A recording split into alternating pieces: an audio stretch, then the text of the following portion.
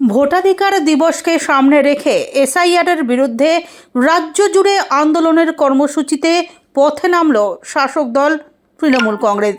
রবিবার উলুবেড়িয়া ২ নম্বর ব্লক চত্বর থেকে একটি মিছিল শুরু হয়ে রাজাপুর থানা পর্যন্ত জনসংযোগ কর্মসূচি পালন করেন স্থানীয় তৃণমূল নেতাকর্মীরা।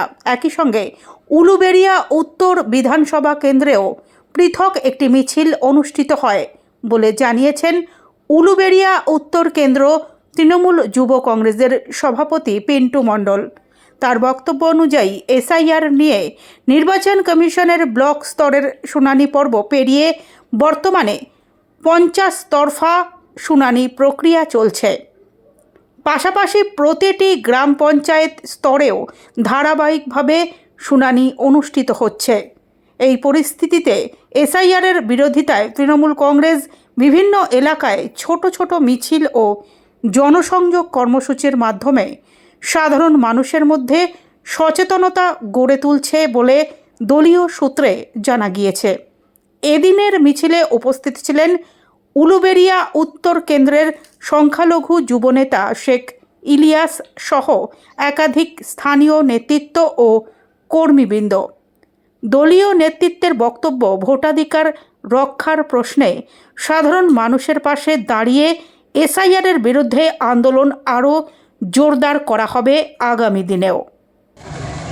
সর্বভারতীয় সম্পাদক আমাদের, যিনি সকলের প্রিয় যুব সমাজের নয়নমণি অভিষেক বন্দ্যোপাধ্যায়ের নির্দেশ মতো আমরা গোটা বাংলা জুড়ে আজকের এই বিকাল থেকে যে মিছিল সংগঠিত হয়েছে এসআইআরকে সামনে রেখে বিজেপি সরকারের যে লাগাতার যে চক্রান্ত, সেই চক্রান্তের বিরুদ্ধে আমাদের এই লড়াই।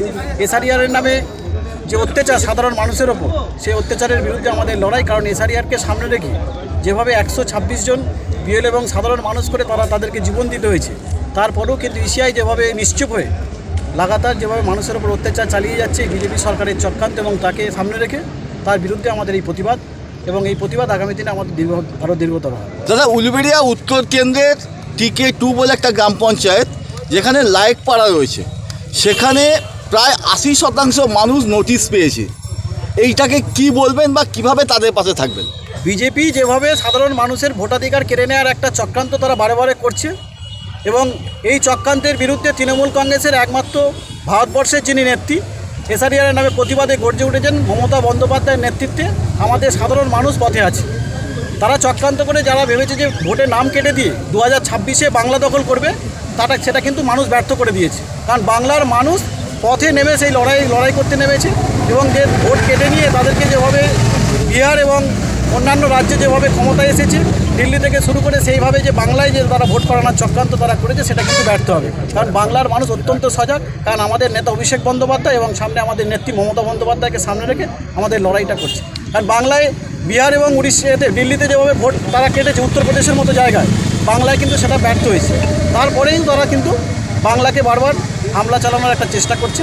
তার বিরুদ্ধে সাধারণ মানুষ থেকে শুরু করে বাংলার অভিষেক বন্দ্যোপাধ্যায়ের নেতৃত্বে BLA-2 তারা যেভাবে পথে কাজ করছে সাধারণ আমাদের নেতৃত্বকে সঙ্গে নিয়ে, এটা বিজেপি সাধারণ নেতা কর্মীদের কিন্তু দেখতে হচ্ছে। আজকে আপনার নাম?